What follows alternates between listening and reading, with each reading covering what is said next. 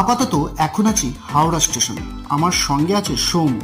আর আজকের সঠিক ডেস্টিনেশন সত্যি বলতে জানি না।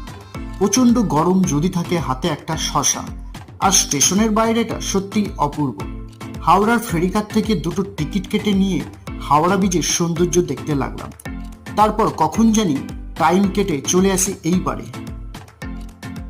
তারপরেই চোখে পড়ে হর হর মহাদেব, হে প্রভু শান্তি দাও। একটু হেঁটেই দেখি এখানে যত্ন সহকারে বডি ম্যাসাজ চলছে।